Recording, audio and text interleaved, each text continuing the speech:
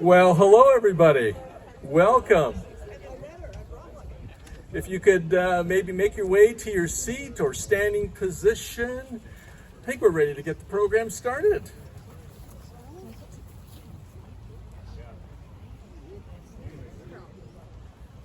For those that you don't know me, I'm Michael Battler. I'm chair of the board, the Shawnigan Lake Historical Society, aka the Awesome Museum. And I will be your host for today. I'd like to start with, we are on the ancestral and unceded land of the Hulkaminum speaking people.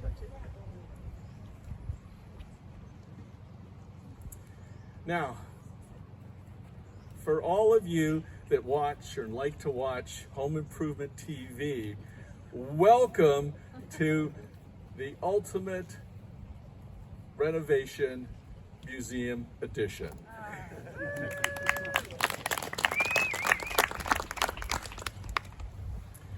Now, I know everybody hates speeches, so I'm only going to talk about three things. But I want you, just before I get started, I want you to think about your best Shawnigan Lake memory. Just think on that best Shawnigan Lake memory. Only one? I'll bet you what comes to mind for me is always people, place, and time. And I can certainly remember one of my best memories here was getting married to my beautiful wife, Debbie, at the lake. It was a 3-day event. Oh my God, it was great. Plus many others. But it really brings me to the people. And the first thing I want to talk about is this does not happen by itself. This is done by the people of this community, for the people of this community, and it was no easy task. So the one thing that I want to really start with is how grateful we are with all the people that are connected with this expansion project. We could not be more grateful, more thankful. We're deeply appreciative. And that doesn't come easy. People sacrifice beautiful days like this, days when they have other stuff to do, days when they have children to raise, when there's just not convenient. And they made this happen. Their contribution, whether it was effort, volunteerism, whether it was through donation, whether it's through just time, whether it's through experience, we are so grateful. To start with, there's a few people I wanted to acknowledge right away, and that is our board, who none of this would happen. So I'm going to start with Bill Camden, please stand. Lauren Miller, please stand. Swell Stewart, Jillian Lawrence, Blaze Salmon, Jim Ward, and our amazing executive director, Lori Trelaw.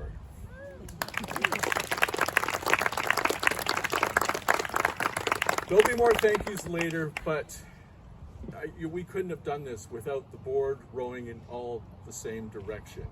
Although we don't always agree, we have this great way of coming together and rowing in the same direction for the good of the museum and the good of the community. So the second thing I want to talk about a little bit is our journey. This was not a straight path. And yes, COVID got in the way, and yes, a whole lot of things got in the way. But where we really started was, we started with the dream. We started with hoping and wishing. There was a lot of hoping and wishing. But what really changed the tide is when we changed that hoping and wishing into action. We had intentional action. We developed a plan. We figured out what we didn't know. We went and found out. We looked in the community around us at places that were succeeding, getting funding, and building projects. We learned what we didn't know. We built a strong strategic plan. We built a marketing plan. We built a team. And that team, that's what this is the culmination of, is that team coming together. We are so excited about this journey. It couldn't have happened any other way. Yes, COVID did get in the way, but We just kept failing forward. We never accepted no. It was kind of good that we were stupid, because what we didn't know, we learned and worked forward. Look at the smile on Lori's face. It's Smile Day. It's okay to just stretch those cheeks. It's gonna hurt tomorrow, I know. But our journey was our journey, and we did this because of point 3. And that is our why. Our why is really simply spelled out. We've been living what we've been doing for the community for a lot of years, well before my time. It's about sharing the passion of the Shawnigan Lake with the past, present, and future. What's really important is we're not just a museum of the past. We're not just a museum of the present. We want to become that museum for the future. Our vision to connect the community and the visitors with the Shawnigan Lake experience. Sounds simple. It needs to be simple, and that's our whole mission, is to connect, and for you to connect with us. Anybody who has already connected with us feels that spirit, feels that energy. And if you haven't, you will. So I'm going to leave you with one thing, because there may be those people out there who say, why this project? Why now? There's so many other things in the world that we need. We need housing. We need to solve problems. So many other social problems. But cultural accessibility and cultural engagement is part of who we are as human beings. It's part of the needs we have. So I want to leave you with one last thing, and think about this. Have you ever received a gift that you didn't ask for, that you didn't want necessarily or know you needed? But once you had that gift, you went, wow, I can't live without it. I love this gift. I need this gift in my life. That's what we believe this museum project expansion is. It is a gift to the community that we believe will give long after we're here. And when you connect with us, when you engage with us, you'll get more than you ever bargained for. Now I'm going to introduce some speakers.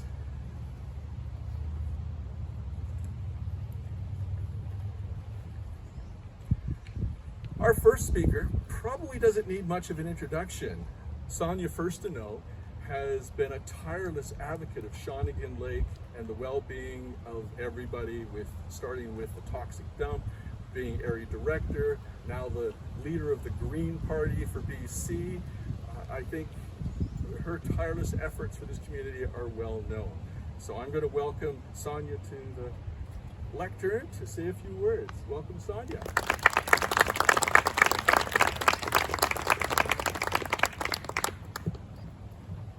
Thanks so much, Michael, and it's a real delight to be here. And so, Michael, when you said, what are your favorite Shawnigan Lake memories?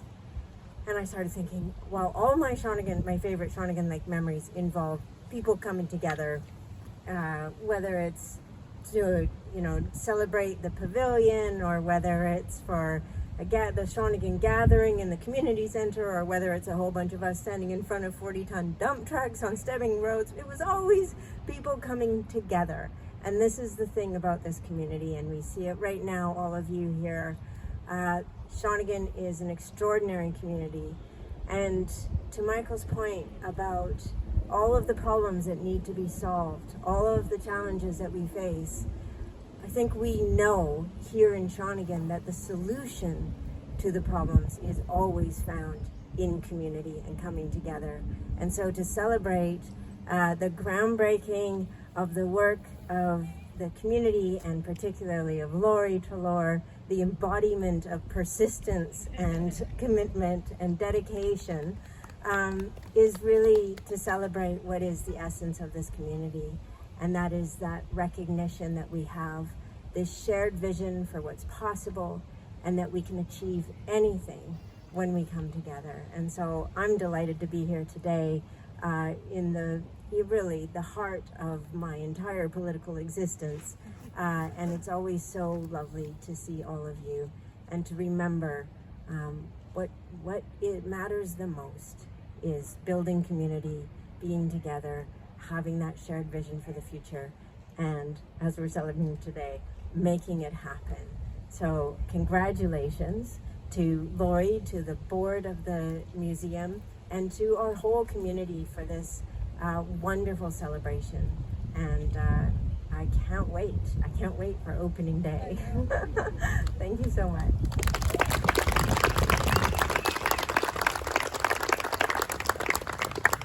Thank you, Sonia. That was just perfect. Thank you so much.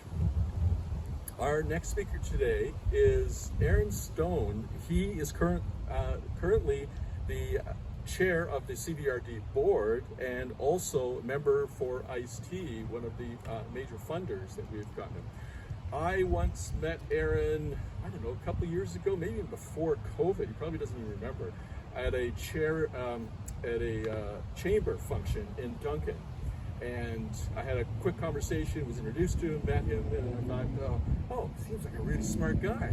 And then as I was walking away, somebody came up really quickly and asked him one of those tough questions as a politician. And I went, oh my God, poor guy.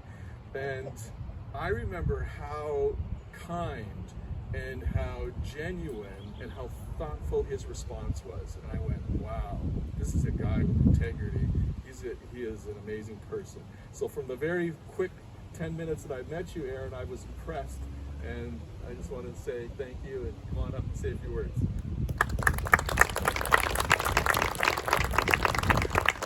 Yeah, I get to wear two hats today, but I just want to say before I begin, I do a lot of this kind of stuff, and it's never like this. That speaks to the strength of this community, to the strength of this organization, and I think I just have to say I'm really moved. You know, it's so many of these groundbreakings. What we see here is maybe a few people taking pictures for social media and a few people directly involved in the project, and just by being here, I think it represents the strength of the community and the strength of this organization, and it says a lot about everyone here. You know, talking about problems that we all have, we're all struggling to find our way in what is seemingly a foreign and new reality, but at the same time, one thing that I was just talking to Lori about is that the way we get through difficult times is through connection of community. And I've always said that the past informs the present and helps us develop visions for the future.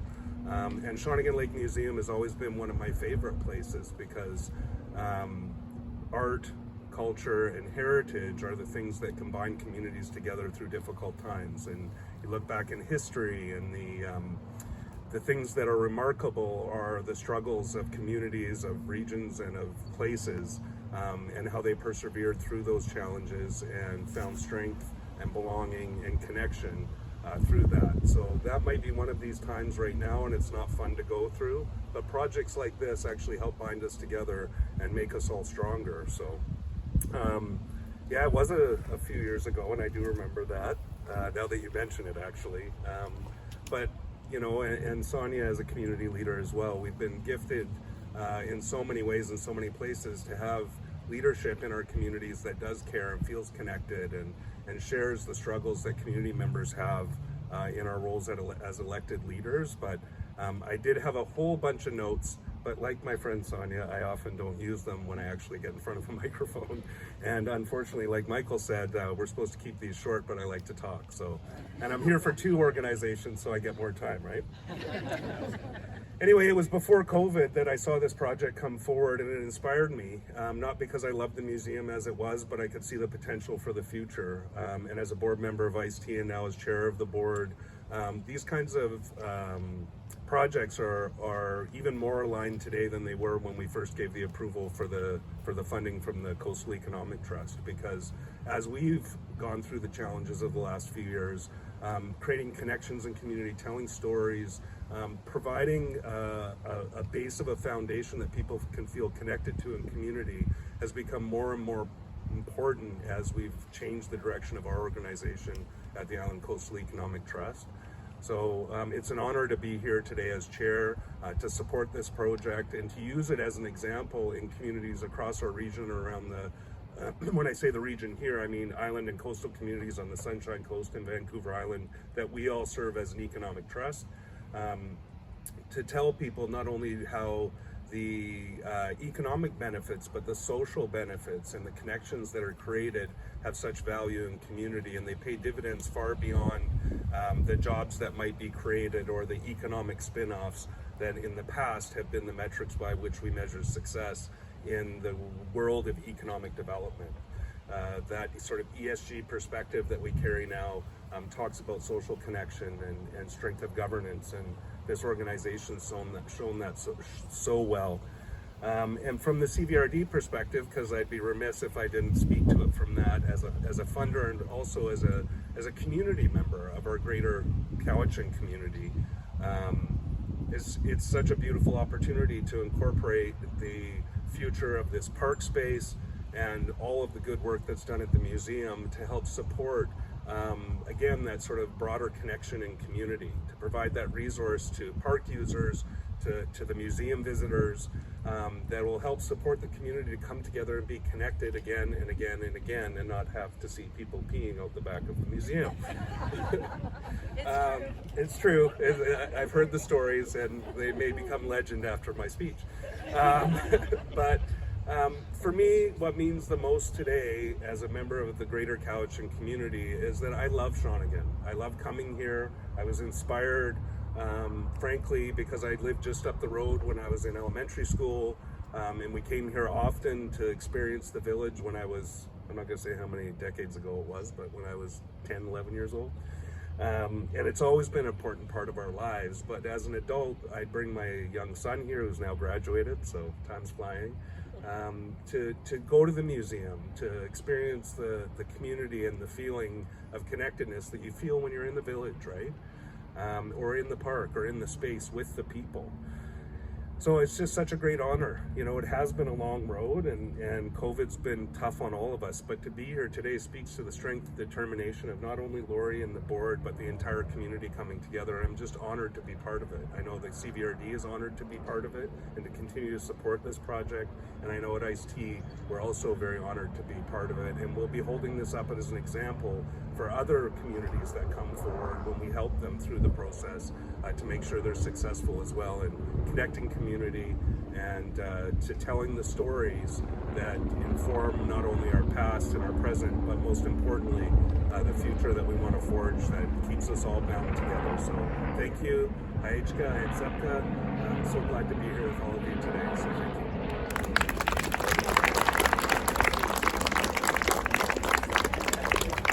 Didn't I tell you he was a great guy?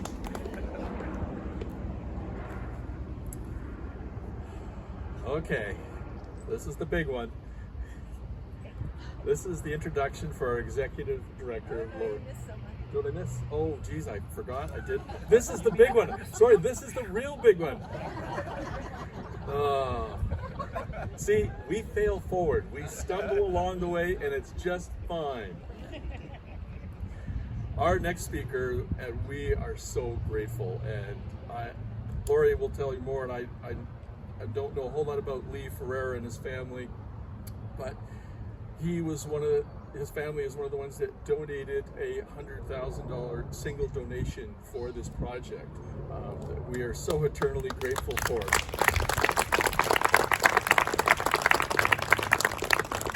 And Lee is honoring us today by being here and would like to say a few words. Please welcome Lee Ferreira.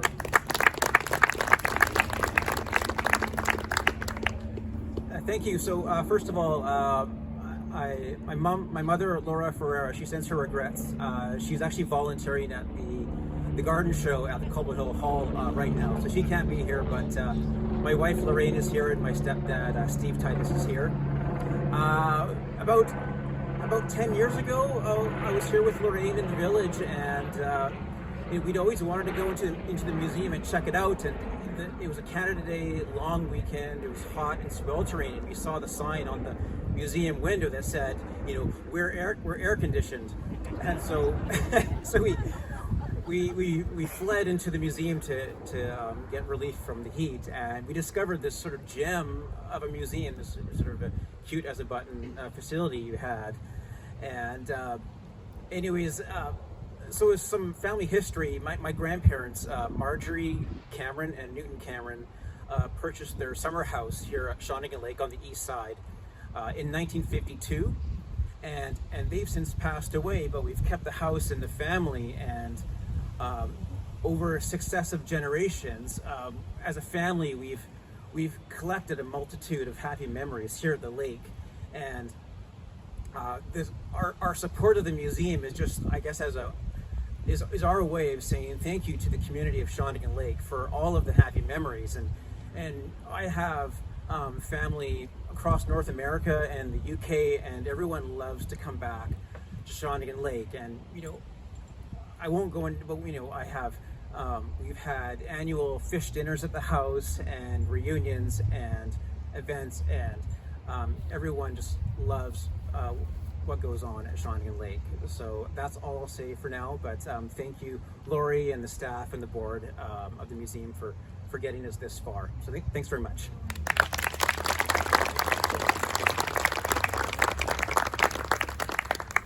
Wow. There's people like that right here. Can you believe it? We're so, so grateful. Okay, let's talk about Lori.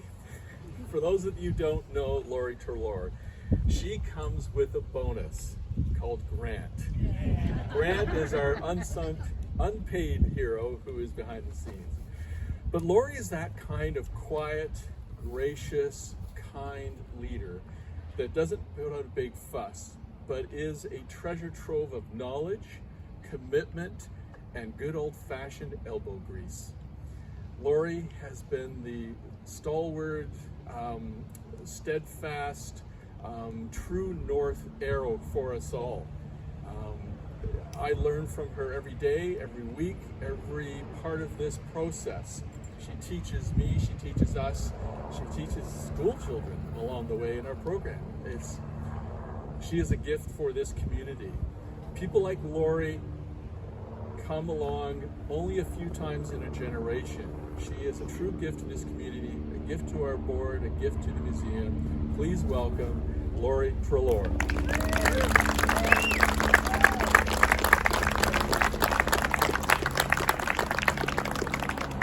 Unlike some of the other people, I will be looking at notes. I'm not a politician yet. Oh, actually, You said yes. never. Sorry, I take that back. I think, yeah, I'm busy for the next 20 years. You all know that the community of Shawnigan Lake has a rich and surprising history, one that is sprinkled, with famous people, amazing and significant events, and a revered recreational, it's revered as a recreational destination, and that started in 1885 when the first hotel was built here. This is why Brownie Gibson wrote the book Green Branches and Fallen Leaves. I imagine many of you have that book in your house, and if not, you can buy one at the museum. And you should have one in your house. This book inspired a large group of people to establish the Shawnigan Lake Historical Society, which was in 1977. And their main purpose at that time, and until it happened, was to build a museum. So they had a few temporary places. One was a boat shed near Strathcona Bay. Another one was a garage on the west side of the lake. Before they got lucky and the fire hall was built, the new fire hall was built in Shawnigan Lake, and the Historical Society moved into the old fire hall. And that's where we've been ever since. Fast forward to 2004. We had just moved to Shawnigan permanently, even though I'd been a summer resident for most of my life. My grandmother had bought a cottage for the family, and we were directly across from the Camerons. And Shawnigan has always been my heart place. There's just no other way to put it. I would rather be here than anywhere. Don't ask me to go to Florida, or I need to be here. This is where my heart is. And so when I first came here, I decided I needed a little part-time job. So I worked at Aiken and Fraser for a bit. And I kept looking at this museum that was never open across the street. And I thought, you know what? I used to be a teacher for a short time. And this would be a perfect place for me to volunteer. So eventually I got through the door, because it was very seldom open. And the guy literally said, I don't want to do it anymore. So almost immediately I became the chief cook and bottle washer of the Shawnigan Lake Museum, which was about to close anyway. So it was kind of like this blank canvas at the time, which was really lovely. So one of the lovely things that happened was when I took over, a lot of the original people came back to help. Garth Harvey, many of you probably knew Garth Harvey. He was had been involved since the beginning in 1977. He came back, and thank goodness, because he became a very close friend and a mentor in resurrecting the museum for us. And he was the first person to give us the $100,000 towards the expansion.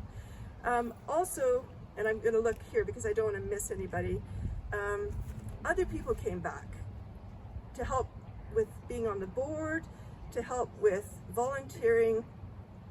And there was Pete Davies, who's now gone, Robin McGarf, Richard Pope, Sally Davies, Romy Pringle, and so many more were always there to help.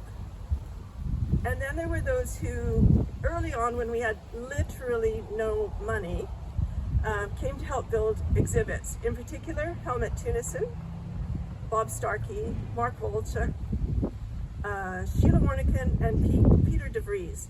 And we've had so many wonderful volunteers since that time, and we still do. We are here today because the Society has long outgrown this facility.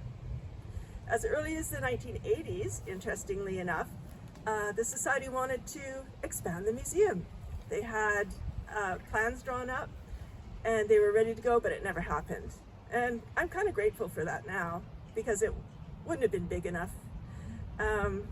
40 years later, in that building, we are critically short of space. It is very difficult for us to do the programming for community and school children that we really should do. We do it, but it is difficult. And we also want a place to hold our events. As we planned the expansion, we were often asked why we didn't take that building down and just build a brand new building. And I'll tell you, the Shawnigan has lost most of their early architecture and buildings, and even though this one is relatively young at almost 75 years old, the community has an attachment to it, and it's important that we keep what history we can, and actually it's a great building for a museum. The project will honor the past as we prepare for the future. I've already talked about Garth, who was amazing, and the Camerons, who are amazing. And those donations speak to the passion that people have for Shawnigan Lake and this community. And we are very grateful. With donations from the community and grants from Island Coastal Economic Trust, Legacy, CVRD, and rural and northern communities, we've raised over $2 million.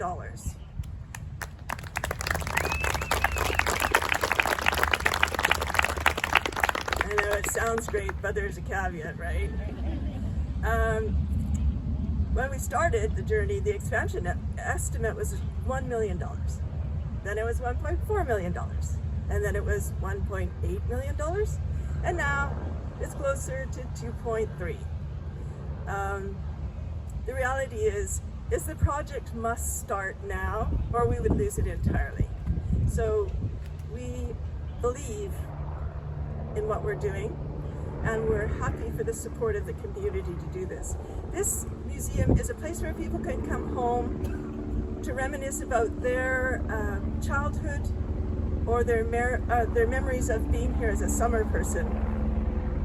It's also a go-to place for people in the community to learn about Shawnigan Lake and for tourists to learn about our community. I want to acknowledge the Society's Board of Directors, past and present, who have stepped up to support the museum all along and how we got to this place in time. The museum was almost lost, but it is now thriving.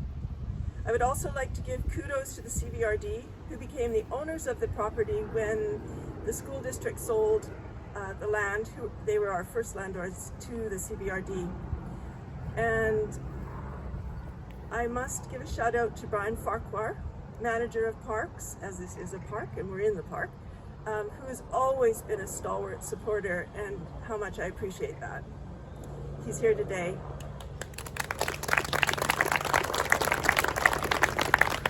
We're also grateful that the CVRD has allowed us to expand the building in their park. And if I'm gone, before the lease runs out, you guys make sure they hold to their promise of a second 20-year lease, right? Because we're putting a big building on their property. I also acknowledge past area directors Rick Spencer, Ken Cossey, who established the first tax-based funding that we got, Bruce Fraser and Sonia Firstino. They've always supported what we do at the museum, as well as our current director, Sierra Acton, who could not be here today. She's on a weekend away with her husband. I thought it was a terrible excuse, but we would not be here today without the support of our members, our donors, the CVRD, the Area B directors, the community, museum visitors, and you. Thank you all. Thank you to all of you who have joined us today to celebrate this very special moment. And I want to shout out to my family, who almost never comes to the museum, but they showed up today. Thank you.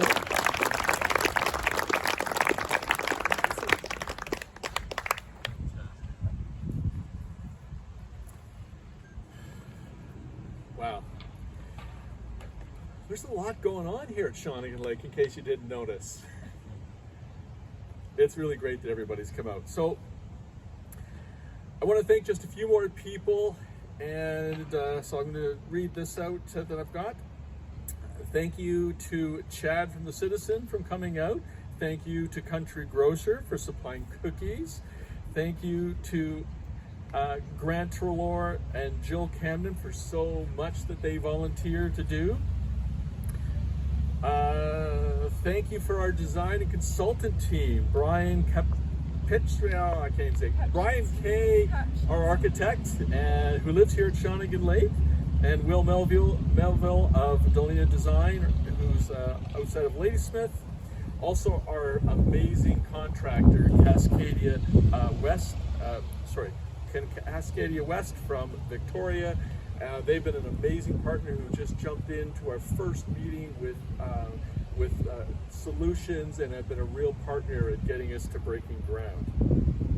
Also, thank you to Alicia Winter for taking photos today, and who did I miss?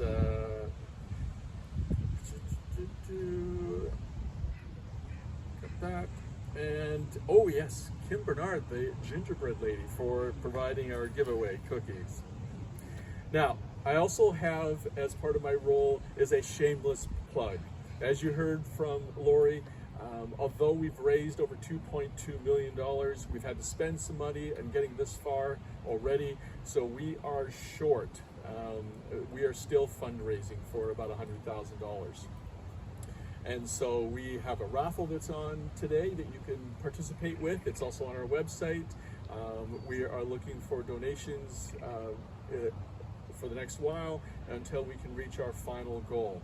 We have enough to get this building up, but we just need a little bit more to get us across the finish line.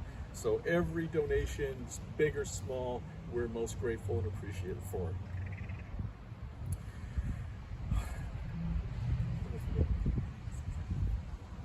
Yes.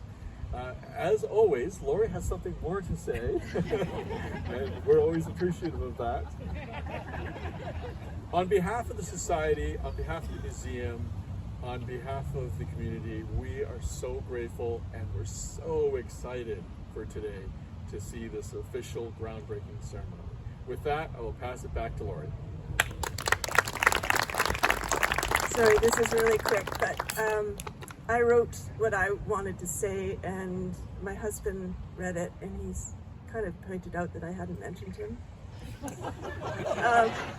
So when I looked at what I had written down today, I had put it in there, but somehow glossed right over it.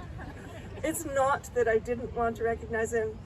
Right from the day I took over the museum, even though he was still working full-time as a principal, he was 100% on board, and to this day is still there almost all the time that I am there, and wholly committed to being a great volunteer.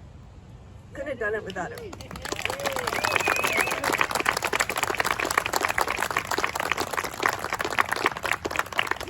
And there are cookies, as was mentioned. We have 4 mugs to draw, and I'm not sure who's doing that. And then a little takeaway from the gingerbread lady. Stick around, ask questions.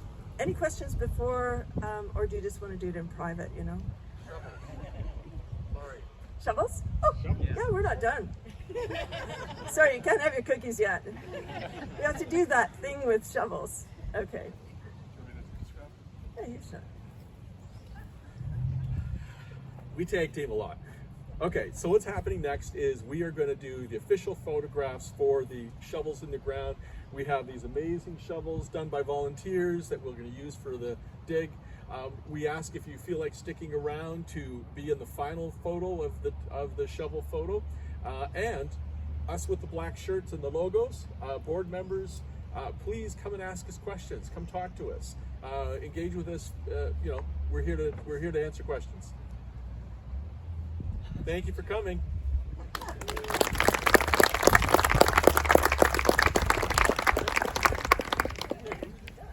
Okay, shovel people over here, please. We can have